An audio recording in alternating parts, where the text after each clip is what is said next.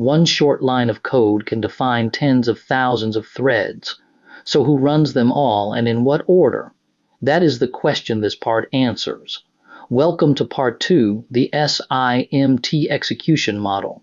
SIMT stands for single instruction, multiple threads. One instruction stream driving many threads at once. In part 1, we saw the big claim. Thousands of slow workers can beat one fast worker when the work splits into many small, identical pieces. Now we ask, who actually runs those workers and in what order? That is the execution model. You write just one line of code to launch a kernel. But that single line defines thousands of logical threads. So a fair question is, who runs all those threads and in what order? You do not pick them thread by thread. The hardware puts a fixed structure on them, and this part is about that structure. Let's look at the map. First, the hierarchy of threads, blocks, and the grid, and how each thread finds its own slot. Second, the warp, 32 threads that move together in lockstep. Third, warp divergence, the cost of a branch inside a warp. Fourth, the streaming multiprocessor and latency hiding, the technique that keeps the machine busy. And last, labs, where you predict what the hardware does before you run it. Look at this launch line. It says, run my kernel with 100 blocks and 256 threads in each block. That one line becomes a huge grid of threads. This patch of squares stands for the whole grid, and each little square is one thread. 100 blocks times 256 threads is 25,600 threads in all. So a single line creates a whole population of threads, and the rest of this part is about its structure. Many beginners think you can write an ordinary C loop, and the graphics card will run it in parallel for you. It does not work like that. The compiler will not find the parallelism on its own. You do it on purpose. You write a kernel and you give it a launch configuration, the number of blocks and the number of threads per block. Let's recap. One launch line creates a whole population of threads. That population is not a random pile. The hardware gives it a clear structure, and we will learn that structure one layer at a time. Now we turn to the hierarchy. CUDA does not hand you one unstructured group of threads. It sorts every thread into 3 levels, and each thread works out its own place in your data purely from where it sits. CUDA organizes every thread into a strict 3-level hierarchy. We will see the 3 levels in a moment. The key idea is this. A thread does not automatically own a slot. It uses its coordinates in the hierarchy to compute one array index, the slot it will work on. If you write it well, no 2 threads pick the same slot. Let's start as simple as possible. 12 data cells and 12 threads, 1 thread under each cell. Here we have an array with 12 cells, numbered 0 to 11. Below each cell is 1 thread, also numbered 0 to 11. Thread 0 owns cell 0, thread 1 owns cell 1, and so on. So thread K works on array cell K. This is easy while there is one flat group, but real launches have many blocks. Watch what happens when we group these same threads. Now the same 12 threads grouped into 3 blocks of 4. This is block 0. The block number is called blockIdx.x. This is block 1. Inside every block, the local thread number restarts at 0. That local number is called threadIdx.x. The size of a block is called block dimension x. Here that size is 4. And this is block 2. Now notice the problem. In block 2, the local thread index x is 0, 1, 2, 3, but those threads must own array cells 8, 9, 10, 11. The local number alone is not the slot anymore. We need a formula. The 3 levels go from big to small. The biggest level is the grid, the whole launch.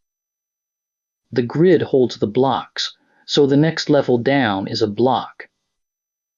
And each block holds the threads, the smallest level. So it goes grid, then blocks, then threads.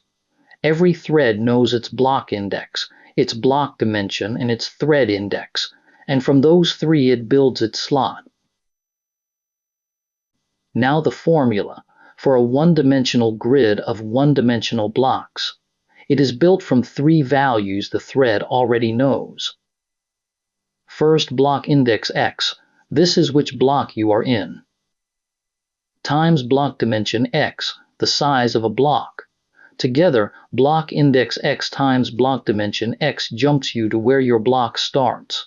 If you are block 2 and each block is 4 wide, that jump is 8.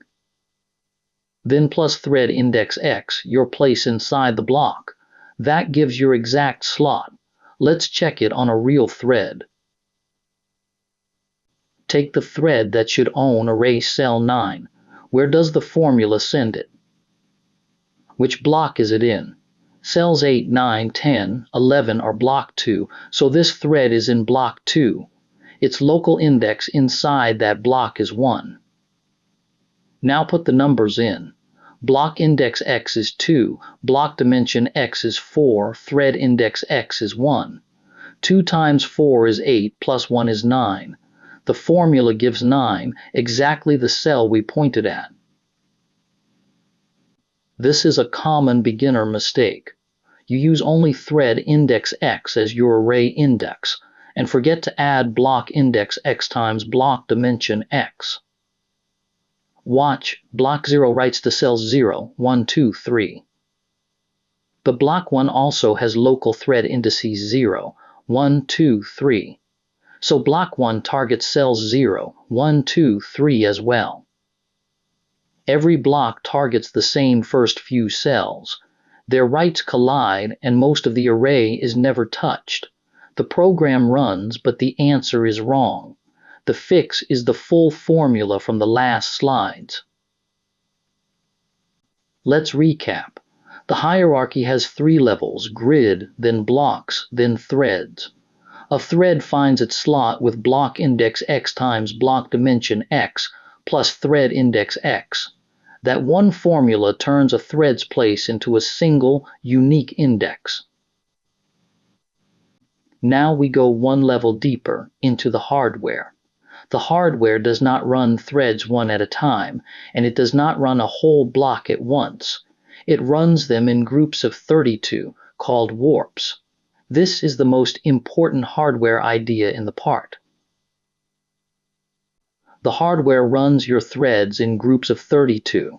This group of 32 is called a warp. For the whole warp, the hardware issues one instruction stream, and the 32 lanes advance together as one unit. That is lockstep. This lockstep picture is our reasoning model. Since Volta, the hardware can actually schedule a warp's lanes separately. But if you reason as though the warp moves in step, you get the right answers in this course. This is the picture we will reuse every time warps come up. A warp is 32 lanes, drawn as one long row. Above the lanes is the instruction stream, the list of instructions this warp runs, one after another. It is load, then multiply, then add, then store. The important part is that all 32 lanes share this one stream. They do not each pick their own instruction. They all follow this one stream together. Step 1. The whole warp runs the load instruction. Look at the row. All 32 lanes are lit green because the warp issues one load for the whole group. They advance as one unit, not one lane at a time. That is lockstep. Then the program counter moves on. and again the whole warp advances together. A couple of steps later, the warp has reached the add instruction. Look again, all 32 lanes are lit because the warp issues one add for the whole group. The warp moved as one single unit. So a warp is not 32 independent workers. It is 32 lanes tied to one instruction stream, advancing as a group. Take the block of 256 threads from earlier in this part. The hardware does not see one unstructured group. It cuts the block into warps of 32. 256 divided by 32 is 8, so the block is 8 warps. Warp 0 is threads 0 to 31. Warp 1 is threads 32 to 63, and so on. The last warp, warp 7, is threads 224 to 255. That is still a full 32. 256 splits perfectly. But what if your block size is not a multiple of 32? Now launch a block of 100 threads. 100 is not a multiple of 32, but the hardware can only make whole warps. So it makes 4 warps, which is 128 lanes. Warps 0, 1, and 2 are full 32 each, that is 96 threads. That leaves only 4 real threads for the last warp. So warp 3 has 4 active lanes and 28 inactive lanes. Those 28 lanes still take up space, but they stay idle every launch. That is why people pick block sizes that are multiples of 32. Good choices are 64, 128, or 256. Let's recap. A warp is 32 threads that advance as one unit in lockstep from one instruction stream. The warp is the real unit the hardware schedules, not the single thread and not the whole block. And a block size that is a multiple of 32 wastes no lanes.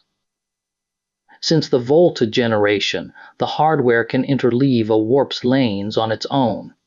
This is called independent thread scheduling. But for this whole course, thinking of the warp as moving in lockstep gives you the right answers. Now we turn to warp divergence. We just said the 32 lanes in a warp advance as one unit from a single instruction stream. So there is a real problem.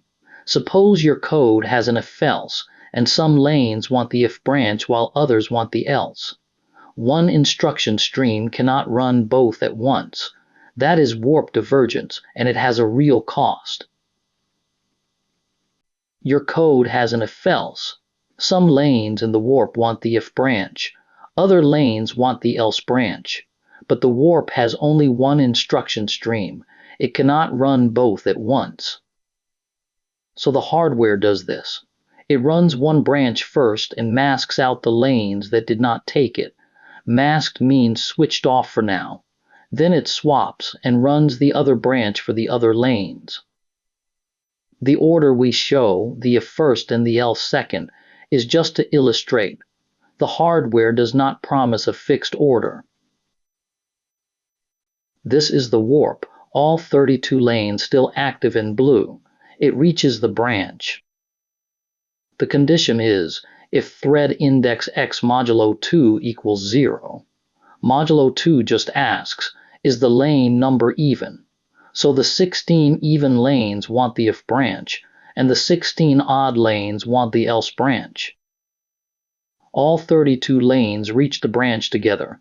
Now the warp has to split. Watch which side runs first. Phase A, the hardware, runs the if branch first. Call the if body branch A. The even lanes are bright green because they are running branch A, the odd lanes are gray. They are masked, switched off, just waiting. So right now only half the warp is doing useful work. The other 16 lanes sit idle. On the timeline, branch A is running, and branch B has not started yet. Phase B, the mask flips. Now the odd lanes turn on and run branch B, the else body. The even lanes go gray. They are masked and waiting, even though they already finished branch A. So the two branches ran one after the other in sequence. They never ran at the same time, and that costs you. The warp's total time is roughly the time of A plus the time of B, that is the sum, not the larger of the two. If the warp does not diverge, all 32 lanes take the same path and you pay for one branch. That is the top bar. But if it diverges, you pay for branch A and then branch B, one after the other. So a divergent branch is genuinely slower than taking either path alone. You are paying for both. This cost is easy to miss. You write a branch on the thread index and the code is completely correct. Every lane gives the right answer, so nothing looks wrong at all. The answer is correct, only the speed suffers because the two branches ran in sequence. A correct answer hides that cost. You can find it by timing the kernel or by reasoning about the branch, not only with a profiler. So divergence is a performance cost, sometimes a necessary one, not always a bug. Let's recap. A warp can be in only one instruction at a time. So a branch that splits a warp has to run the two paths one after the other. The cost is roughly the sum of both paths taken, not the larger of the two. And because the answer is still correct, the output alone does not reveal that cost. Now we turn to the most important performance idea in the whole part. Warps often have to wait, usually for data from memory. That waiting could waste the whole machine. Usually it does not, as long as the SM has other warps ready to run. This is a technique called latency hiding. Let's build it up on one streaming multiprocessor. This is the single most important performance idea in the course. The graphics processor stays busy by switching to a different, ready warp the moment one warp stalls. Stall just means it stops to wait, usually for data from memory. The part of the chip that holds several warps and switches between them is the streaming multiprocessor, or SM for short. This is one streaming multiprocessor, drawn as a big box. Living inside it are 4 warps, shown as 4 rows. Right now all 4 are blue and marked ready, which means each one has work it could do. So this SM is holding 4 resident warps at the same time, and every one of them is eligible to run. Inside the SM, a warp scheduler picks one ready warp and runs it. To keep this clear, we follow just one scheduler. Real SMs have several. Let's follow it as the warps start to stall. Now warp 1 issues a memory load. We assume it is a long latency load, and warp 1 has no other work to do while it waits. So warp 1 has to wait, and it turns gray. The SM does not sit idle. In the same moment, the scheduler, shown by the green arrow, switches to warp 2, which is ready and runs it. So the machine keeps doing useful work. Warp 1 waits in the background while warp 2 runs in the foreground. Time passes. Warp 1 is still waiting. Now warp 3 issues a load 2 and it also stalls. So 2 warps are waiting. Does the machine stop? No. The scheduler simply switches again, this time to warp 4, and runs it. As long as there is one ready warp, the SM has work to do. This is the always has work loop. While the other warps ran, warp 1's data finally arrived from memory, so warp 1 is ready again. Its row turns back to the blue ready color, and the green arrow marks that its data just came back. Only warp 1 changed here. Warp 4 is still running, warp 3 is still waiting, and warp 2 has done its turn. So the scheduler always has a ready warp to pick, and the SM never sat idle. The cycle keeps going. Only one thing changes now. Warp 3's data arrives from memory as well, so Warp 3 turns blue and is ready again. Warp 1 is still ready. Warp 2 has done its turn, and Warp 4 is still running. So 2 warps are back in the ready pool, and Warp 4 is still doing useful work. Again, just one thing changes. Warp 2 had finished its earlier turn. Now it has more work to do, so it is ready again, and its row turns blue. Warp 1 and Warp 3 are already ready, and Warp 4 is still running. So 3 of the 4 warps are ready now, and the pool is almost full again. One last change. Warp 4 finishes the work it was running, and it goes back to ready. Now look at the whole picture. All 4 warps are blue and ready again. This is exactly the arrangement we started from. The dashed arrow curving up the left side shows we are back where we started. So the streaming multiprocessor always had a ready warp to run, and it never sat idle for a single moment. That is latency hiding, and the scheduler can now begin the whole cycle again. Now we can put a name on the whole picture. It is called latency hiding by oversubscription. Latency is the wait from memory. Oversubscription means you keep more warps resident on the SM than can run at once. Because you have spares, there is usually a ready warp to run when one stalls. The memory wait does not disappear. It is hidden behind other warps doing useful work. What if you launch too few warps, say just one warp on the SM? That one warp issues a load and stalls. Now what can the scheduler switch to? Nothing. There is no other warp.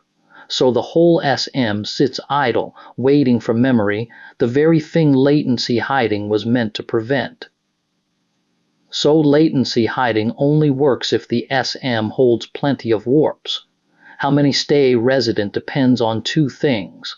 It depends on how big each block is. It also depends on how much of the SM's limited on-chip resources each block uses. It does not depend on the number of blocks alone. Let's recap. A streaming multiprocessor holds many warps at once and switches between them. When one warp stalls on memory, the scheduler runs another ready warp, so the machine stays busy.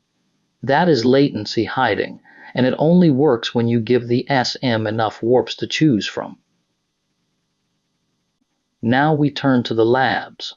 The best way to practice what you learned in this part is simple. Predict what the hardware will do on paper before you run anything. We will take a branch condition and work out, lane by lane, which lanes are true and which are false. Time to predict on paper exactly what the hardware does before you run a single line. For a branch condition, we work out which of the 32 lanes are true and which are false. The true lanes take the if branch, the false lanes take the else branch. If both groups exist, the warp diverges. Lab 1. Take the first warp, so threadIdx.x runs 0 to 31. The condition is if threadIdx.x is less than 20. Pause the video and work out which lanes are true before the answer shows. A lane is true when its number is less than 20. So lanes 0 through 19 are true, that is 20 lanes. Lanes 20 through 31 are false, that is 12. Watch the boundary. Lane 19 is true, but lane 20 is false. Both groups exist, so the warp diverges. Lab 2 is harder. The first warp again, threadIdx.x from 0 to 31. The condition is if threadIdx.x divided by 8 modulo 2 equals 0. Use integer division. Pause and work it out first. Take lanes 0 to 7. Divided by 8, that is 0, and 0 is even, so true. Lanes 8 to 15 give 1, which is odd, so false. Lanes 16 to 23 give 2, even, so true. Lanes 24 to 31 give 3, odd, so false. So the warp splits into 4 bands of 8, 2 true and 2 false. It diverges. A common mistake is to predict divergence by guessing, instead of checking the condition for each lane. The boundary lane is where the mistake usually happens. For less than 20 is the last true lane 19 or 20. It is 19 because 20 is not less than 20, so do not guess. Plug each thread index into the condition and mark it true or false, one lane at a time. Let's go over the whole part in 5 points. 1. A launch line makes a structured population of threads. 2. The hierarchy is grid, blocks, threads. A thread slot is block index x times block dimension x plus thread index x. 3. The warp is 32 threads in lockstep, the real unit the hardware runs. 4. A branch that splits a warp diverges and costs the sum of both paths. 5. The streaming multiprocessor hides memory latency by switching to a ready warp, so keep it full. Next, in part 3, we finally write real kernels, and every picture here gets matching code.